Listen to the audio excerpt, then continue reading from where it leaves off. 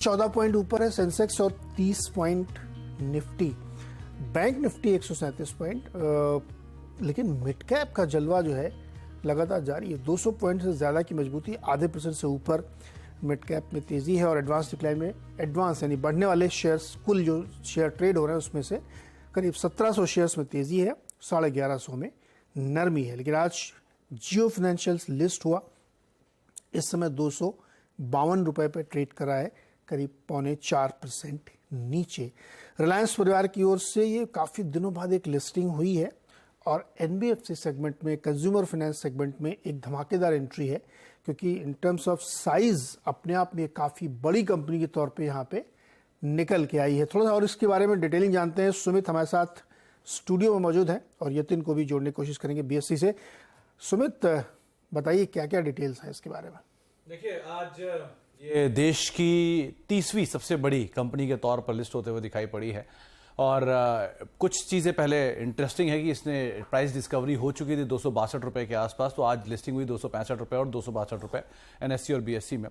तो मोटा मोटा 1,68,000 करोड़, 1,70,000 करोड़ रुपए के आसपास की मार्केट कैप, जिसके हिसाब से 31वीं सबसे बड़ी कंपनी के तौर पे ये शुमार होते हुए दिखाई पड़ी। करीब 4 कंपनियों के सामने निफ्टी की इसकी मार्केट कैप डबल है। निफ्टी की 18 कंपनियों से ज़्यादा मार्केट कैप है। देश की दूसरी सबसे बड़ी एनबीएफसी के तौर पर लिस्ट हुई है। ये कुछ बेसिक नंबर हैं। रिलायंस जियो फाइनेंशियल के एक शेयर आपको मिले होंगे, अगर आपके पास रिलायंस इंडस्ट्रीज के शेयर होंगे तो उसके सामने एक शेयर पर एक शेयर का स्वैप रेशियो था, तो वो रेशियो आपको मिलते हुए दिखाई पड़े होंगे। और बाकी बेसिक डिटेल जो है उसके साथ ही ये थोड़ी सी फ्लैट आज ज़रूर है या बिकवाली ज़रूर है, क्योंकि ऑब्वियसली बात है जो निफ्टी के ईटीएफ फंड थे, जिनके पास निफ्टी की होल्डिंग थी, जिनको निफ्टी के ही शेयर रखने होते हैं, उनको भी अपने कुछ शेयर ऑफलोड करने होंगे। तो वो ऑफलोडिंग की बातचीत भी मार्केट में चली रही थी। 53 लाख 54 लाख शेयरों के आसपास की बिकवाली की बातचीत थी, तो वो एक बड़ा चंक आज ऑफलोड होता हुआ दिखाई पड़ा होगा।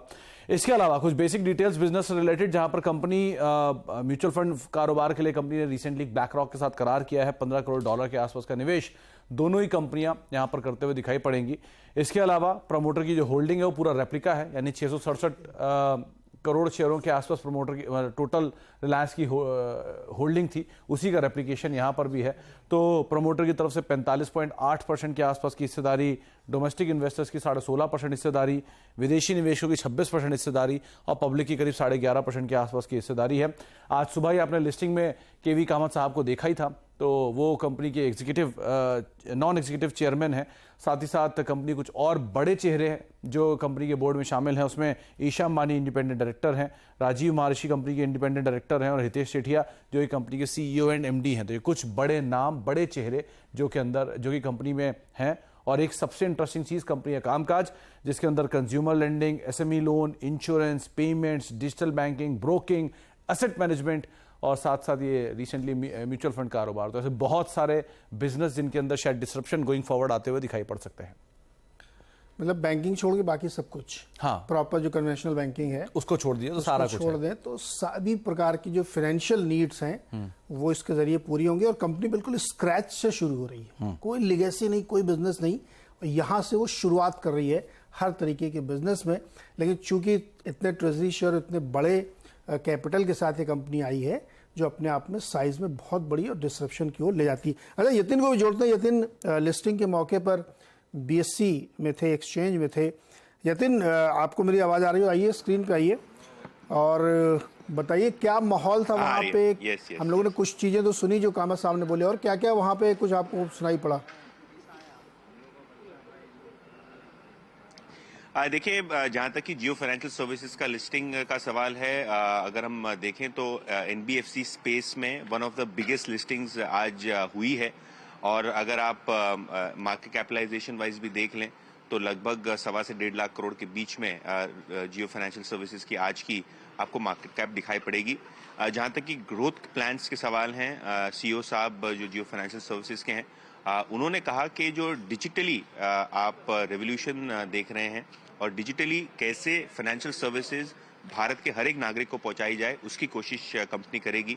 तो कहीं ना कहीं ये जो टेक्नोलॉजी को लेवरेज करके जो ग्रोथ पाथ पे कंपनी निकल पड़ी है, देखना ये होगा आगे जाके क्या हिसाब से ये स्ट्रैटेजी होती है, क्योंकि नेटवर्थ कंपनी का है। कंपनी अच्छे लेंडिंग रेट्स पे बोरो कर सकती है और फाइनेंशियल सर्विसेज के मामले में बहुत ही अच्छे नेट इंटरेस्ट मार्जिन पे ये लेंडिंग हो सकती है। ऑब्वियसली कंपनी की बात करें जियो फाइनेंशियल सर्विसेज की, तो ब्लैक रॉक के साथ इन्होंने एएमसी कारोबार के लिए भी टाई अप किया है। तो आप बहुत सारे टाई अप्स एक्सपेक्ट कर सकते हैं, क्योंकि साइडलाइंस में जब मैनेजमेंट के साथ बात कर रहे थे तो फाइनेंशियल सर्विसेज का मतलब ये नहीं है कि सिर्फ लेंडिंग बोरोइंग होगी। फाइनेंशियल सर्विसेज का मतलब है कि इंश्योरेंस से लेके म्यूचुअल फंड से लेके काफ़ी सारी ऐसी फाइनेंशियल प्रोडक्ट्स डिस्ट्रीब्यूशन होगी जिसके कारण यहाँ आपको बहुत ही ज़्यादा ग्रोथ आती हुई दिखाई पड़ सकती है। केवी कामत साहब ने ये भी कहा कि अगले कुछ सालों में ही इंडिया का जीडीपी डबल होने वाला है और फाइनेंशियल सर्विसेज के बिना जो जीडीपी ग्रोथ की जर्नी है वो इम्पॉसिबल है। तो कहीं ना कहीं ये जो फाइनेंशियल सर्विसेज पे जोर दिया जाएगा वो बहुत बड़े तरीके से दिया जाएगा।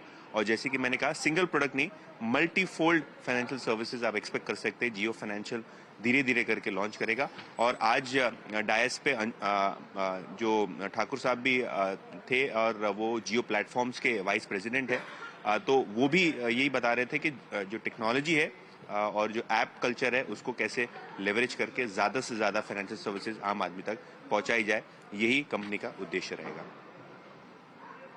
ओके, तो ये स्थिति है लिस्टिंग के बाद, और आपने एक मोटा मोटा खाका हमारे दोनों एनालिस्ट से सुना कि क्या क्या कंपनी करने वाली है और क्या क्या इनके आगे प्लान्स। ये दिन बहुत बहुत शुक्रिया हमारे साथ जुड़ने के लिए।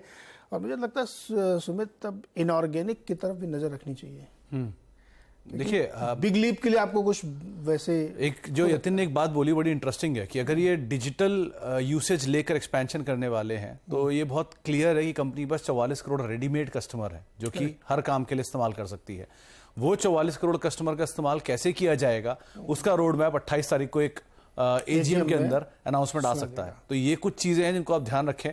तो अगर लोअर सर्किट लग भी रहे हैं, एक डिलीवरी, क्योंकि ईटीएफ फंड की डिलीवरी बिकनी थी, वो ऑब्वियस ही बात थी, तो वो ईटीएफ फंड की डिलीवरी जहां एब्जॉर्ब होनी शुरू हुई वहां ये सिचुएशन काम आनी शुरू होगी। तो तब तक के लिए तो एटलीस्ट इस पर आप नजर रख ही सकते हैं।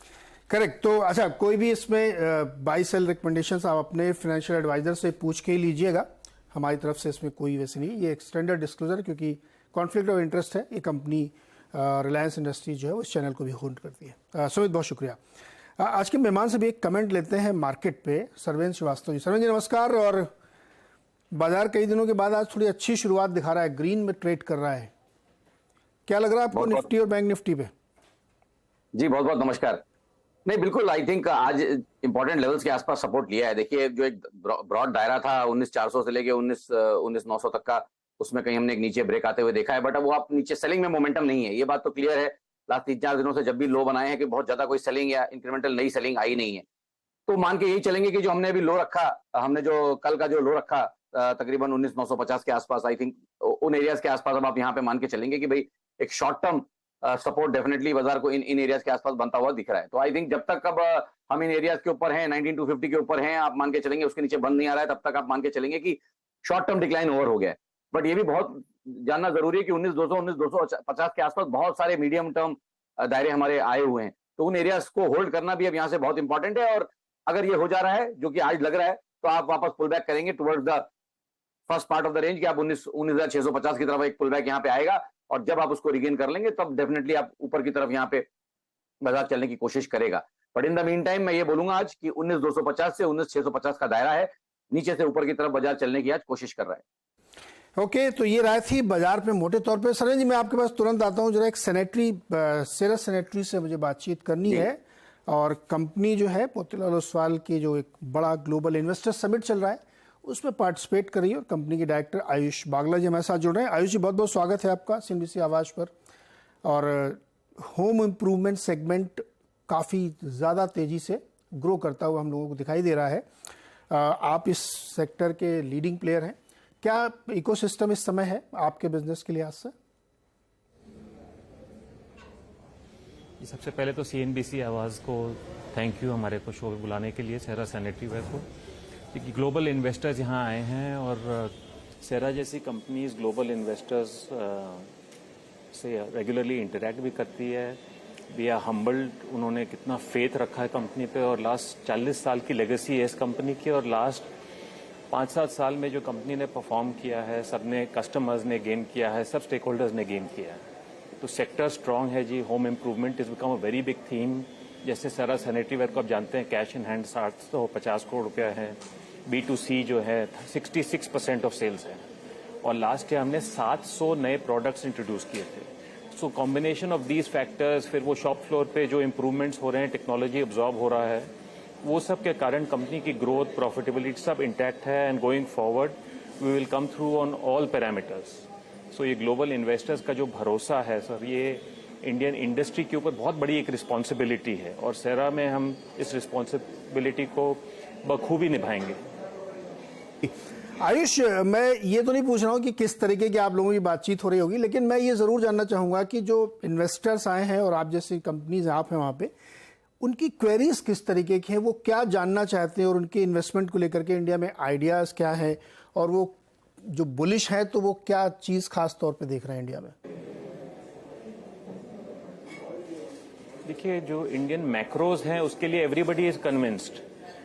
नॉमिनल इंटरेस्ट रेट्स अच्छे हैं, बैंकिंग एनवायरनमेंट में बहुत लिक्विडिटी है, इंडियन कॉर्पोरेट्स की balance sheet fully clean up हो गई है, डिमांड फ्रॉम हाउस होल्ड्स बड़ी स्ट्रांग है। सो मैक्रोज जो हैं उस पर सब कन्विंस्ड हैं। अब कंपनीज में जो फंडामेंटल्स हैं, what are they doing to absorb new technologies, new products, क्या है उनकी इनोवेशन। अगर एक सेक्टर में 5 कंपनीज है तो कैसे डिफरेंशिएट करें। सिर्फ आरओसी, आरओई तो खाली फाइनेंशियल पैरामीटर्स हो गए, उनके अलावा भी बहुत और पैरामीटर्स हैं जी, क्वालिटेटिव पैरामीटर्स, उन पर they want to differentiate this companies. और इसीलिए आप देखते हैं हर एक कंपनी की वैल्यूएशन, लिस्ट ऑफ इन्वेस्टर्स सब बहुत ज्यादा वेरीड है और डिस्पर्स्ड है जी। ओके आयुष, जो जिस सेगमेंट में आप काम करते हैं ये बहुत ही इंटरेस्टिंग और फास्टेस्ट ग्रोइंग सेक्टर लगता है मुझे, क्योंकि जिस तरीके से पिछले 2-3 सालों में रियल एस्टेट में एक बुल रन शुरू हुआ है, जो कि मेरे ख्याल में 10-12 साल बाद शुरू हुआ है, उसको लेकर के इंडिया के इन्वेस्टर तो बहुत बुलिश दिखते हैं, रियल एस्टेट से के जानकार बहुत बुलिश दिखते हैं। क्या फॉरेनर्स को भी ऐसा लगता है कि इंडिया का रियल एस्टेट एक नई तेजी के लिए तैयार है, और अभी तो ये बिल्कुल शुरुआत हुई है जिसमें आप जैसी कंपनीज का जबरदस्त पार्टिसिपेशन होगा? ये रियल एस्टेट सेक्टर तो पास्ट में भी बहुत स्ट्रांग थी, बस उसमें सिक्लिकलिटी थी। अब हमारी जैसी कंपनीज जो इतने स्ट्रांग ब्रांड को हमने खड़ा किया है, वो सिक्लिकलिटी से निकल गए हैं। और 1/3 सेल्स खाली हमारी B2B real estate developers, government etcetera के तरफ है, 2/3 सेल हमारी इंडिविजुअल होम ओनर्स और कंज्यूमर्स की तरफ है, उसमें सिक्लिकलिटी नहीं होती। तो रियल एस्टेट जो अभी ट्रेंड है और अप साइकिल है, that could last for another 10 years minimum. और रियल एस्टेट जो साइज ऑफ इंडस्ट्री है, and therefore home improvement size of industry could be 5 times its current size in 10 years। Okay Ayush, एक last question, 2025 तक का अगर हम vision लेके चलें तो सेरा के क्या प्लान्स हैं और किस तरीके की आप ग्रोथ एक्सपेक्ट कर रहे हैं? देखिए जी, कंपनी की ट्रेडिशनल टॉप लाइन 1000-1200 करोड़ के आसपास रहती थी। जब 1400 करोड़ टच हुई, वी सेड सितंबर 25 तक 2900 करोड़ हम जरूर क्रॉस करेंगे, और वही हमारा लक्ष्य अभी भी कंप्लीटली फर्म्ड है। ओके आयुष जी, बहुत बहुत शुक्रिया हमारे साथ जुड़ने के लिए, और बेस्ट विशेस आपकी इस मुलाकात के लिए और इन्वेस्टर्स से बातचीत के लिए। बहुत बहुत शुक्रिया हमारे साथ जुड़ने के लिए। Thank you so much Neeraj ji, thank you so much. तो सेरा सैनिटरी वेयर एक बहुत ही लीडिंग टॉप क्लास की कंपनी है जो होम इम्प्रूवमेंट सेगमेंट में ये कामकाज करते हैं, यानी जो टाइल्स हैं, फॉसेट हैं, आपके टॉयलेट के सारे जो सामान होते हैं वो सब बनाते हैं, और स्टॉक में ज़बरदस्त रैली दिखाई है, बहुत इंप्रूवमेंट इसमें हुआ है, और जब से गैस प्राइसेस लिमिट कर दी गई तब से और इन कंपनीज को फायदा हुआ है। एक छोटा सा ब्रेक, लौट के आते हैं फिर सरवेन जी के साथ सवाल जवाब का सिलसिला शुरू। फटाफट सवाल जवाब लेते हैं। हमने कुछ दर्शकों के जो हमसे सवाल पूछना चाहते हैं। गुप्ता जी हमारे साथ जुड़ रहे हैं मेरठ से, SK गुप्ता। गुप्ता जी नमस्कार, बताइए सर। नमस्कार सर, मैं एक दफा पहले भी आपसे बात कर चुका हूँ, और मैं ये PTC इंडिया फाइनेंशियल सर्विसेज के 4500 शेयर खरीद के 4 साल पहले फंस गया हूँ। ओके और ये लगभग 27 रुपए के एवरेज से हैं। अब मैं क्या करूँ, मैं ये जानना चाह रहा था। सरवेन जी, PTC फाइनेंशियल सर्विसेज 4500 शेयर ले रखे 2680 पे, अभी चल रहा है 2656, क्या करेंगे? देखिए, काफी समय इन्होंने इस ट्रेड को दिया है, और ट्रेड ने भी काफी समय से उस ट्रेड को पचाया। आई थिंक कोविड के पहले कहीं इन्होंने एंट्री मारी होगी में भी। तो यहाँ पे देखिए, अब एक अच्छा कंसोलिडेशन पूरा होके अब स्टॉक चलने की कोशिश तो कर रहा है। तो जहां इतना टाइम दिया है, आई थिंक थोड़ा इनको टाइम इसको देना चाहिए, और मेरे हिसाब से लेवल्स थोड़ा ध्यान रखें। आई थिंक जो अब इंपॉर्टेंट मुझे लेवल्स दिखते हैं वो तकरीबन 20-22 के आसपास काफी इंपॉर्टेंट सपोर्ट्स आए हुए हैं स्टॉक को। तो आई थिंक अब जब तक 2022 के ऊपर टिका हुआ है, आई थिंक ट्रेडमेंट को बने रहना चाहिए और एटलीस्ट 6-9 महीने और तो यहाँ पे दिन को देने चाहिए। और उस केस में मुझे बेस्ट केस लगता है कि स्टॉक अगर इन पैटर्न्स को होल्ड करके चल रहा है जिस तरह से, तो आई थिंक ऊपर में इनको तकरीबन 37-38 के टारगेट्स भी 9-10 महीने में इनको यहाँ आते हुए दिखने चाहिए। तो मेरे हिसाब से ट्रेड में बने रहना चाहिए क्योंकि रिस्क रिवॉर्ड जो है वो काफी फेवरेबल है इनको इस समय। रिस्क रिवार्ड फेवरेबल है, इसलिए बने रहिए इसमें। अगला सवाल राजीव का है लखनऊ से। राजीव बताइए क्या सवाल है। सर पारादीप मेरे पास है 64.5 के रेट से, और एक है जेपी पावर, ये है 9 और एक उमा। ठीक है, पारादीप फॉस्फेट 64.50 पे। सरवीन जी, पारादीप फॉस्फेट बहुत लंबा हिस्ट्री नहीं होगी लेकिन 1.5-2 साल की तो होगी इसमें। जी देखिए यहाँ पे तो जैसे आपने बोला हिस्ट्री तो वही 1.5-2 साल की है, और उस केस में जब लिस्टिंग के बाद चला था तो आई थिंक जहां अटका था वो एरिया थी तकरीबन 68-70 की एरियाज के आसपास ही जाके इसके पहले भी अटका था। उन्हीं एरियाज के आसपास वापस इस बार जाके अटका हुआ है। तो मेरे हिसाब से जब तक क्लियर कट उन सेटअप्स का ब्रेकआउट नहीं हो जाता, नया इंक्रीमेंटल रिस्क रिवॉर्ड यहाँ पे नहीं खुलेगा। 70-71 के ऊपर इसको निकलना पड़ेगा नए कुछ रिस्क रिवॉर्ड बनाने के लिए। इन द मीन टाइम मुझे लगता है कि 52 से लेके 66 की रेंज में ये बना रहेगा। तो आई थिंक थोड़ा टाइम अगर इसमें देंगे तो ब्रेकआउट होने के चांसेस हैं। तो आई थिंक ट्रेड में बने रहना चाहिए। ओके, स्ट्रेट सीजी पावर में क्या है स्थिति बन रही है? सीजी पावर जी, इनका दूसरा स्टॉक बहुत दब के आया था आवाज इनकी। आई थिंक काफी चला हुआ है, यहाँ से नया कुछ नहीं करना है। जो है आई थिंक उसमें बने रहें और ट्रेलिंग स्टॉप लॉस का वहां पे इस्तेमाल करें। मेरे हिसाब से जो लेवल्स मुझे अप्रोप्रिएट लग रहे हैं इस समय तकरीबन 398-400, सो 398 के नीचे एक स्टॉप लॉस रख लें, 397-40 का एक स्टॉप लॉस रख लें। आई थिंक ट्रेड में बने रहें। एक जेपी पावर भी है स्टॉक 9 रुपए वाला शायद। जी जेपी पावर देखिए ये तो पेनी स्टॉक है, इस पे कोई बहुत ज्यादा इस पर राय नहीं है। आई थिंक जो इंपॉर्टेंट को खाली रेजिस्टेंस एरियाज दे देता हूं। तकरीबन जो लेवल्स इसके रेजिस्टेंस एरियाज के आ रहे हैं वो तकरीबन 10-11 रुपए के आसपास आ रहे हैं। उसके ऊपर ब्रेकआउट कर लेगा तो अच्छी बात है, नहीं तो फिलहाल कोई बहुत स्ट्रॉन्ग व्यू नहीं है यहाँ। स्ट्रॉन्ग व्यू नहीं। और भाई ये बहुत छोटे टिकट साइज देख के आप लोग क्यों कूद जाते हैं एकदम से? ऐसा थोड़ी 7 रुपए वाला है तो वो 14 हो जाएगा और जो 200 रुपए वाला वो 400 नहीं होगा। परसेंटेज टर्म में हमेशा रिटर्न देखा जाता है, टिकट साइज से नहीं देखा जाता। चलिए अगला सवाल लेते हैं। मान सिंह जी हैं सूरत से। मान सिंह जी नमस्कार, बताइए। नमस्कार सर जी, मैं सूरत से बात कर रहा हूँ। ये अपना लेटेंट व्यू का 940 मेरे पास है, 572 रुपए के। ओके, लेटेंट व्यू 434 पे चल रहा है इस समय। सरवेन जी, लेटेंट व्यू ये भी 1.5-2 साल वाली हिस्ट्री है जी। इनमें तकलीफ वही है कि इनमें बहुत ज्यादा मीडियम टू लॉन्ग टर्म नहीं दे सकते। इसके मोटा मोटी इसके साल के 2 ही 3 कैंडल ढंग से बने हैं। थॉट यही है कि देखिए जहां से लिस्ट होने के बाद गिरने के बाद उसने जो बेस बनाया वो तकरीबन मोटा मोटी 300-325 के आसपास, और ऊपर में आई थिंक 400-425 के आसपास अटकता है। तो अभी पुल बैक में उधर ही आया हुआ है। कोशिश यहाँ पे भी वही है, जैसे मैंने पिछले दर्शक को बोला, देखिए इतने समय से आपने इसको टाइम दिया है, स्टॉक थोड़ी जान दिखाने की कोशिश कर रहा है, चलने की कोशिश कर रहा है। तो आई थिंक थोड़ा ट्रेड में बने रहे इसमें। और मेरे हिसाब से अगर यहाँ पे एक लेवल ध्यान में रखें स्टॉप लॉस लगाने के लिए, ट्रेलिंग स्टॉप लॉस या स्टॉप लॉस के माध्यम पे, तो आई थिंक यहाँ पे भी 400 रुपए के नीचे इनको एक स्टॉप लॉस रखना चाहिए। ओके, 400 रुपए के नीचे स्टॉप लॉस रखना चाहिए लेटेंट व्यू में। और ये सब वो वाले स्टॉक हैं जो लिस्टिंग के बाद काफ़ी चलने के बाद फिर धीरे धीरे नीचे आए, और ये भी उन्हीं में से एक है। सरवेन जी, आज के लिए इतना ही। बहुत बहुत शुक्रिया हमारे साथ जुड़ने के लिए जी।